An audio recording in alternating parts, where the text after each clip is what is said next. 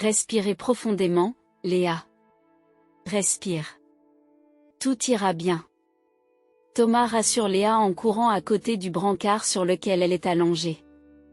Son accouchement prématuré les avait précipités dans la salle d'opération pour une césarienne afin de mettre au monde leur triplé. Les grands yeux bruns de Léa reflétaient la peur et la douleur lorsqu'elle regardait Thomas. Elle grimace et tente de contrôler sa respiration. C'est beaucoup mieux, dit Thomas en souriant. Bien que l'anxiété coule dans ses veines, il fait appel à toutes ses forces pour avoir l'air fort pour Léa. À leur arrivée au bloc opératoire, une infirmière militaire se positionne pour empêcher Thomas d'entrer. « Vous savez que vous ne pouvez pas entrer, monsieur », dit-elle fermement. « Seulement le père. »« Il ne viendra pas, » dit Thomas. « J'y vais pour soutenir ma sœur, et en plus ils sont médecins, mais je veux juste être aux côtés de ma sœur pendant l'opération, pas en tant que médecin. Cela présente toujours des risques. » L'infirmière objecte en secouant la tête. « C'est une situation à haut risque, et vous pourriez être tenté d'intervenir. »« Je suis pédiatre, pas obstétricien, » rétorque Thomas, le ton ferme. « Je ne ferai rien qui puisse compromettre le bien-être de ma sœur. S'il te plaît, ma sœur, il n'y a personne d'autre pour la soutenir. Léa a besoin de moi. » À contre-séhur, l'infirmière s'écarte. Thomas se déshabille pendant que les infirmières préparent Léa à l'opération, et bientôt il se tient à ses côtés. « Je n'aime pas ça, » murmure Léa. « C'est trop tôt. Et si l'un des bébés avait un problème ? » « Arrête de penser comme ça, » insiste Thomas en serrant fermement la main de Léa. « Nous avons discuté un nombre incalculable de fois des risques potentiels pour la santé, Léa. Nous sommes préparés à toute éventualité, » lui sourit Léa. « Je t'ai promis de prendre soin de toi et de mes neveux. » chuchota Thomas en serrant doucement la main de Léa. « Alors ne t'inquiète pas. L'intervention chirurgicale se déroule sans encombre. » Thomas tient fermement la main de Léa tout en jetant un coup d'œil sur la couverture protectrice qui enveloppe son abdomen. Son cœur se serra lorsqu'il aperçut son premier neveu qui venait de naître. Mon Dieu, il était si petit. Thomas observa avec anxiété l'infirmière qui transportait soigneusement son neveu pour le nettoyer et l'emmailloter. Sa préoccupation pour les prématurés était dévorante, ce qui lui fit momentanément oublier la détresse de Léa, jusqu'à ce que l'anesthésiste les avertisse d'une chute soudaine de sa tension artérielle. Le temps semble s'être arrêté, les battements du cœur de Thomas suspendus, tandis qu'il constate la pâleur du visage de Léa. Il lui parle, mais les mots lui échappent, ne laissant que le souvenir de Léa luttant pour se concentrer sur lui. « Reste avec moi, » dit Thomas en prenant doucement le visage de Léa dans ses mains, et en lui faisant tourner la tête pour qu'elle rencontre son regard. « Regarde-moi, Léa. Regarde-moi, Léa. » Les lèvres de Léa ont bougé, mais Thomas n'a pas pu discerner ces mots. Une infirmière l'éloigne en l'entraînant avec elle. La dernière image gravée dans son esprit est celle des yeux de sa sœur qui se révulsent. Alors que Thomas est escorté dans le couloir, l'obstétricien appelle d'urgence le chariot de réanimation. Le temps s'écoule et Thomas attend. Dès qu'il aperçut l'expression du médecin, il sut que les nouvelles seraient sinistres. « Je suis désolé, Thomas. Nous avons fait tout ce que nous pouvions pour la sauver, mais nous n'avons pas pu contrôler l'hémorragie à temps, » explique le docteur Nichols avec tristesse. Ces 3 enfants sont à l'unité de soins intensifs néonatales, en sécurité et sous surveillance. Thomas est en état de choc. Comment Léa a-t-elle pu disparaître? Tout allait bien il y a quelques instants. Que s'est-il passé? Il baissa les yeux sur ses mains, se rappelant la chaleur de l'expression de Léa. Un souffle lui échappa alors qu'il prenait conscience de la situation. Il ne connaîtrait jamais les derniers mots qu'elle lui avait adressés. Les mots d'adieu de sa sœur étaient à jamais perdus, encore sous le coup de l'annonce de la mort prématurée de Léa. Thomas se retrouva face à la dernière personne qu'il voulait voir. « Où est-elle » demanda Joe, les yeux plissés. Maintenant, tu te soucies de savoir où elle se trouve? Thomas posa ses mains sur les épaules de Joe et le repoussa. Ça n'avait pas l'air de te déranger quand elle a dû passer une nuit dans la rue parce que tu étais en pleine cuite. Et où étiez-vous quand elle s'est effondrée il y a 4 heures? Ce ne sont pas tes affaires, Thomas, ricane Joe. Arrête de jouer les frères surprotecteurs et dis-moi où est Léa. Elle est à la morgue, espèce de salaud, répond Thomas en balayant avec colère les larmes qui coulent sur ses joues. Elle est décédée pendant la césarienne. Thomas se retourna pour s'éloigner, mais avant qu'il n'ait pu atteindre le bout du couloir, Joe lui attrapa le bras. Et les bébés? Où sont mes enfants? Demande Joe. Thomas se dégage avec force de l'emprise de Joe et lui fait face. Oubliez ses enfants. Il est hors de question que je les laisse vivre avec une personne aussi méprisable que toi. En fait, je ferai tout pour qu'ils ne découvrent jamais qui est leur père. Tu ne peux pas faire ça, dit Joe en serrant la chemise de Thomas dans ses poings. Thomas ricane amèrement. Les seuls droits auxquels tu sembles tenir sont ceux qui te permettent d'acheter de l'alcool et de te saouler. Pars maintenant, ou je demande à la sécurité de te jeter dehors. Dit Joe en quittant l'hôpital. Thomas était déterminé à ne jamais confier ses enfants à Joe. Il a contacté ses avocats à ce sujet. Une semaine plus tard, bien qu'il n'y ait aucune garantie que le tribunal accorde à Thomas la garde de ses neveux, lui et son avocat sont confiants dans leur capacité à gagner la bataille juridique contre l'action en justice de Joe. C'est aujourd'hui que débute la procédure judiciaire. La juge se racle la gorge. Permettez-moi de clarifier cette affaire. Monsieur Joe Dawson, vous n'étiez pas marié à Léa, la mère des enfants, et vous ne l'avez pas soutenue financièrement pendant sa grossesse? Joe entrecroise ses doigts. Votre honneur, je travaille comme cuisinier dans un fast-food et je n'avais pas les moyens de la soutenir autant que je l'aurais voulu. C'est aussi pour cela que nous ne nous sommes pas mariés. Excusez-moi, votre honneur. Intervient l'avocat de Thomas en se levant de son siège. Mon client possède des SMS et des notes vocales de sa défunte sœur, indiquant clairement que Monsieur Joe Dawson est un buveur fréquent et excessif, et qu'elle a refusé de l'épouser s'il ne cherchait pas à se réadapter. C'est un mensonge. Joe a crié. Ne parlez pas à tort et à travers dans ma salle d'audience, Monsieur Joe Dawson.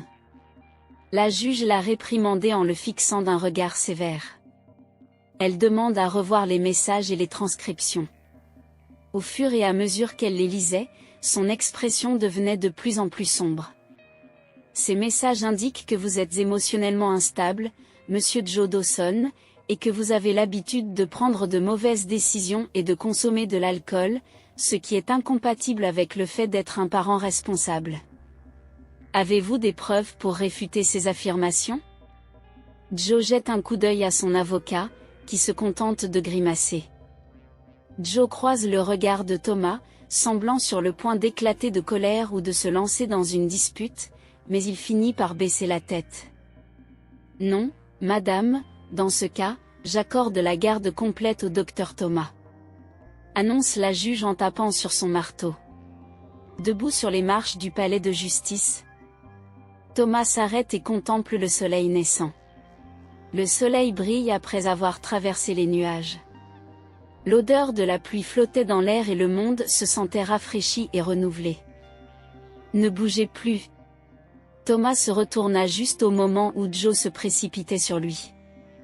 Il avait les larmes aux yeux et lançait un regard haineux à Thomas. Je ne te laisserai pas me faire ça. Grogna Joe.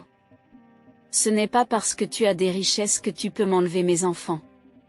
Je me battrai pour eux. Je reviendrai, même si cela prend des mois ou des années. Je ne manquerai pas de vous reprendre mes enfants.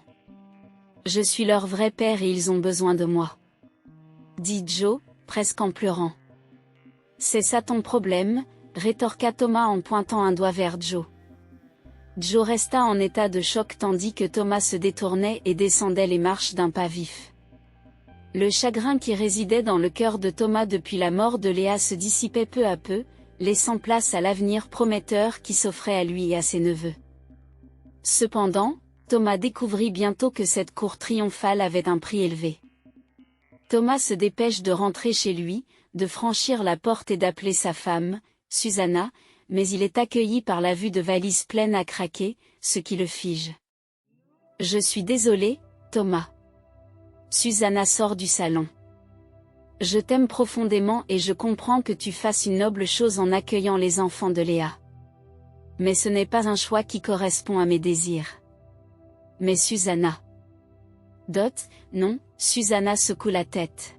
« Je ne crois pas que je veuille d'enfants du tout, et maintenant il y en aura 3 en même temps, tous prématurés et nécessitant des soins supplémentaires. » Une larme coule sur la joue de Susanna.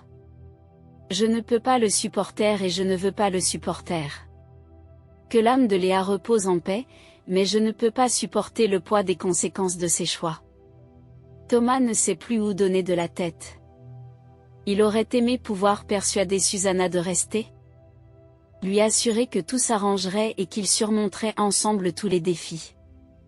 Mais il ne put que la regarder partir dans un silence stupéfait, en accrochant ses clés au crochet de la porte.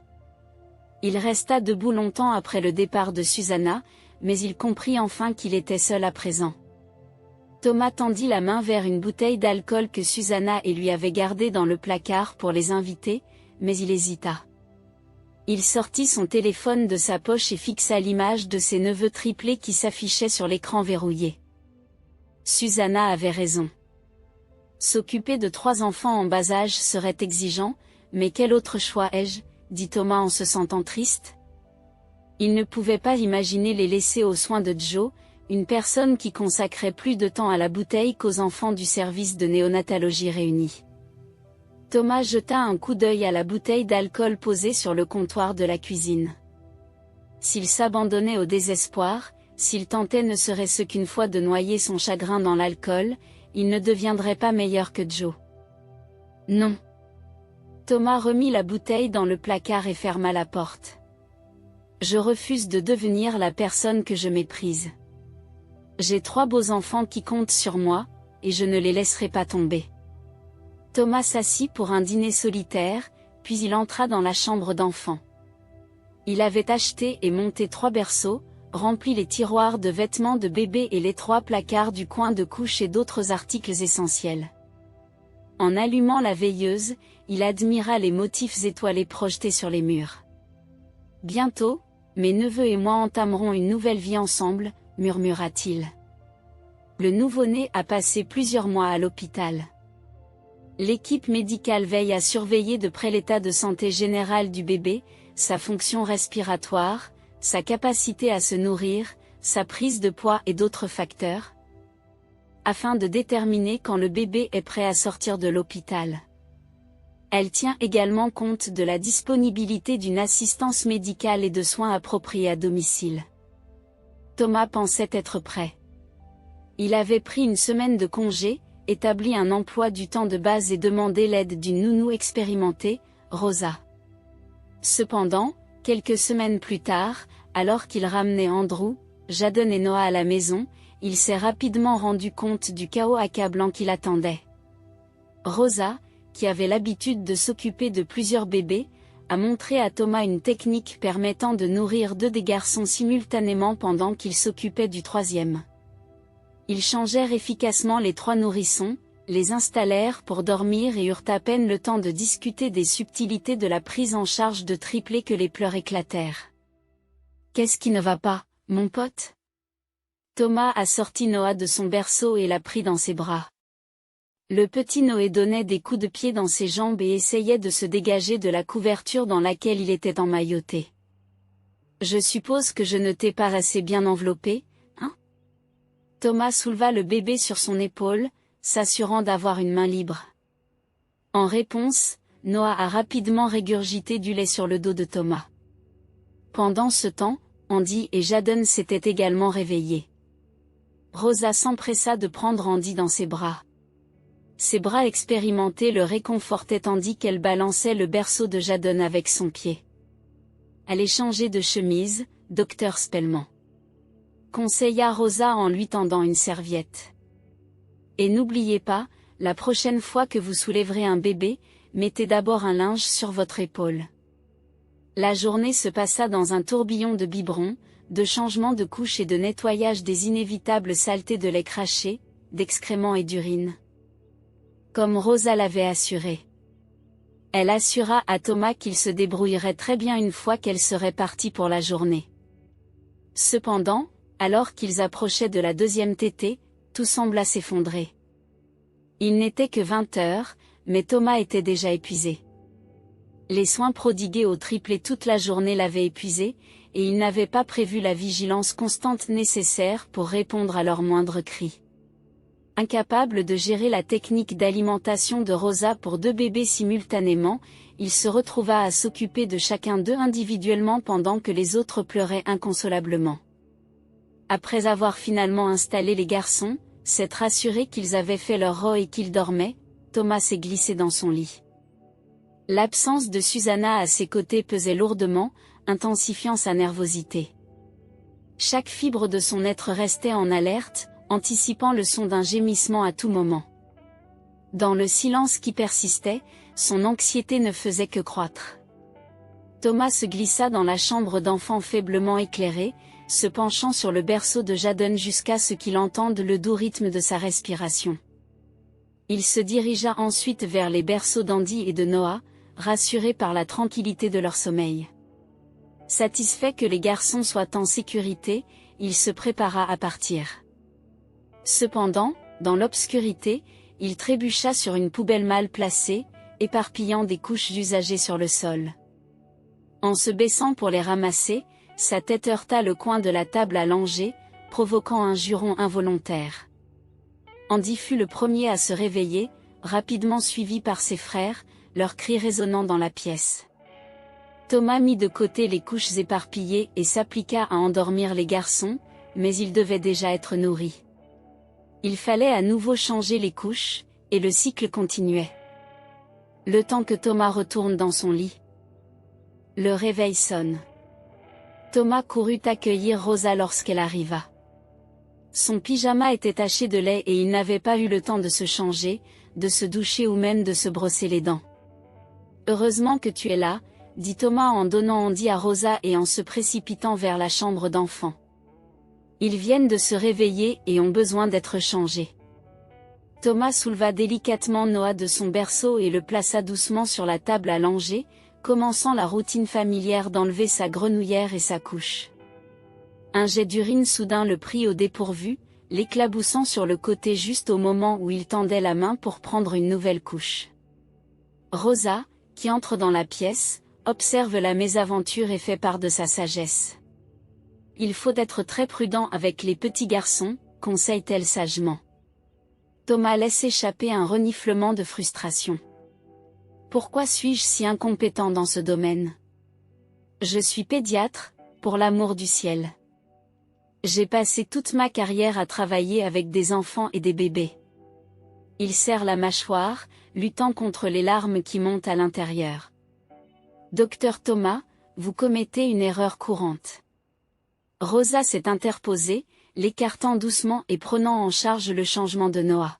« Vous êtes peut-être un médecin compétent et un homme intelligent, mais l'art de prendre soin des bébés s'acquiert par l'expérience pratique, pas seulement par des connaissances théoriques tirées de livres et de blogs. » Rosa a rapidement changé la couche de Noah et l'a rendue à Thomas.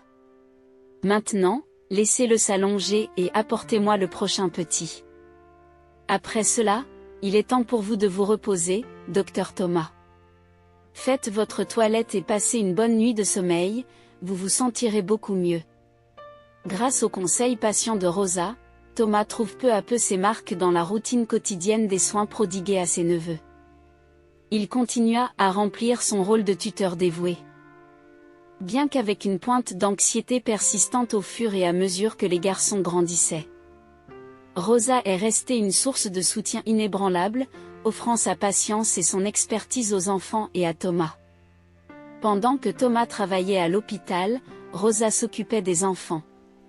5 ans plus tard, Andrew, Jaden et Noah ont grandi en aimant Thomas et Rosa. Et puis, un jour, c'est arrivé. Vous avez pris sa température il y a 5 minutes. Rosa écarte Thomas et son thermomètre, se concentrant sur l'habillage de Noah, 5 ans, pour la journée. Il s'agit simplement d'un petit reniflement, docteur Thomas. Il n'y a pas lieu de s'inquiéter, mais que se passerait-il si? Thomas commença à s'inquiéter. Non, Rosa lève le doigt, mettant fin à ses inquiétudes. Ce n'est pas parce que vous avez une connaissance encyclopédique des problèmes médicaux que vous devez vous préoccuper de chaque symptôme mineur. Tu es pire que ces mères qui consultent Internet et supposent que leur bébé est atteint d'une maladie rare. Thomas poussa un soupir, se rendant compte de la sagesse des paroles de Rosa. Il accepta à contre-ségur son expérience et partit au travail, bien que la maladie de Noé ait déjà déclenché un mal de tête. Prenant quelques analgésiques, il se rendit à ses rendez-vous de la matinée. Mais à l'heure du déjeuner, il se sent très mal. Thomas entre en titubant dans la cafétéria de l'hôpital, les lumières vives du plafond se reflétant sur les surfaces brillantes en acier inoxydable de la salle de service comme des étoiles aveuglantes. S'approchant du comptoir, il s'efforce de se souvenir de la raison de sa venue et est assailli par une odeur inhabituelle. Thomas n'a pas eu le temps ou la présence d'esprit de se rendre compte que quelque chose n'allait pas avant de s'effondrer sur le sol. Lorsqu'il reprend conscience, il se retrouve allongé sur le côté, sur le sol de la cafétéria. Un médecin familier est accroupi à proximité. Son visage est reconnaissable au milieu de la confusion. « Tu m'entends, Thomas ? » « Quoi ? Je ne comprends pas. » Thomas tente de se redresser, aidé par le médecin qui s'approche pour le soutenir. « Vous avez une crise, Thomas, mais votre état est stable. » « Une crise ? » Thomas secoua la tête en signe d'incrédulité, mais le mouvement aggrava son mal de tête. « Ce n'est pas possible. Je suis neurologue, Thomas, et je peux confirmer que vous venez de faire une crise. » Le visage du médecin est préoccupé. « Il faut absolument que vous soyez examiné immédiatement. Venez avec moi pour que nous puissions faire les examens nécessaires tout de suite. C'est une affaire sérieuse. » « Ah, d'accord. » Thomas regarde fixement le médecin, n'arrivant toujours pas à saisir la réalité d'une crise d'épilepsie. Il reprit son calme, se leva et remarqua les regards attentifs des infirmières et des médecins qui se trouvaient à proximité. Thomas suit le neurologue dans son bureau pour un examen approfondi. Alors que le médecin évalue ses réactions à divers stimuli, le malaise grandissant de Thomas laisse présager que quelque chose d'important ne va pas. « Je vais vous faire passer un scanner. » l'informe le neurologue. En fonction des résultats, nous devrons peut-être aussi procéder à une IRM. En arrivant chez lui, Thomas aperçoit une silhouette familière appuyée contre une voiture garée devant sa maison. Immédiatement, son instinct protecteur s'emballe. Les mains tremblantes, il aide Jaden, Noah et Andy à porter leur sac à dos jusqu'à la porte d'entrée. « Vous trois, allez à l'intérieur et voyez ce que Rosa a préparé pour le déjeuner. » Thomas dit au garçon, « Je vous rejoins tout de suite. » Dès que la porte d'entrée fut fermée et sécurisée, Thomas se dirigea vers l'homme qui se tenait sur le trottoir. « Je suis venu réclamer mes enfants. » Joe dit à l'approche de Thomas, « Réclamer tes enfants ? » « Ah ! Je les ai élevés et je subviens à leurs besoins depuis 5 ans. Tu n'es rien pour eux. » Thomas rétorque. « Tu te trompes. J'ai consacré chaque jour de ces 5 dernières années à atteindre la stabilité financière. Je suis resté sobre pendant 4 ans et j'ai trouvé un bon emploi. » Joe tapote affectueusement le capot de sa voiture. « J'ai toujours su que je n'abandonnerais pas. Et maintenant, le temps est venu pour mes enfants de revenir à la maison auprès de leur père. Pas sur votre vie. » Thomas pointe un doigt accusateur vers Joe. « Si vous pensez qu'une voiture rutilante et un effort symbolique pour rester sobre convaincront un juge de vous accorder la garde de vos enfants, vous vous trompez lourdement. Économisez votre salive et retournez dans les profondeurs, là où vous devez être. » Cependant, Joe fait la sourde oreille aux paroles de Thomas. On se voit bientôt au tribunal, dit Joe avant de partir. Un mois plus tard, Thomas se retrouve de nouveau au tribunal, dans une bataille pour la garde des triplés. Tout semblait aller pour le mieux, et Thomas était confiant dans sa capacité à conserver la garde, jusqu'à ce que l'avocat de Joe dévoile la vérité cachée. Nous avons récemment appris que le docteur Thomas suivait un régime spécifique de médicaments sur ordonnance, a révélé l'avocat de Joe. Objection, intervient l'avocat de Thomas en se levant. Je l'autorise, car la santé du tuteur a un impact direct sur la procédure, autorise le juge, faisant signe à l'avocat de Joe de continuer. Comme je le disais, mon consultant médical affirme que cette combinaison particulière de médicaments est généralement utilisée dans le traitement d'une tumeur cérébrale, dit l'avocat en s'adressant directement à Thomas. Pouvez-vous confirmer, docteur Thomas, que vous suivez un traitement pour une tumeur cérébrale inopérable? Thomas incline la tête en signe de reconnaissance. Oui, c'est exact. Depuis combien de temps, docteur Thomas? Demande le juge. Mon neurologue a posé le diagnostic après que j'ai eu une crise au travail il y a quelques mois. Je prends actuellement des médicaments pour réduire la tumeur et prévenir d'autres crises.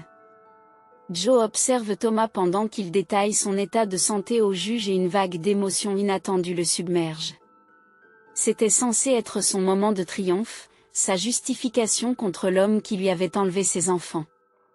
Cependant, au lieu de se sentir victorieux, Joe a ressenti un pincement au cœur. Alors que Thomas parlait de ses crises, de l'impact de ses médicaments et de la façon dont il avait adapté sa vie pour le bien des triplés, Joe a commencé à saisir la profondeur de l'amour que cet homme avait pour les enfants, au point de sacrifier son propre bien-être. J'espère que vous comprenez, docteur Thomas, que cette décision n'est pas prise à la légère. Cependant, l'intérêt supérieur des enfants doit être notre première préoccupation, a déclaré le juge d'un air solennel. Vous devez faire face à un problème de santé important et un voyage difficile vous attend. C'est pourquoi je confie la garde des enfants à leur père biologique. Vous avez 2 semaines pour faire les préparatifs nécessaires. Joe a ressenti un élan de joie à l'idée d'avoir enfin la possibilité d'être père, mais les larmes de Thomas ont refroidi son exaltation. C'était une victoire douce amère, sachant le sacrifice que l'homme avait fait pour le bien des êtres chers qu'il partageait.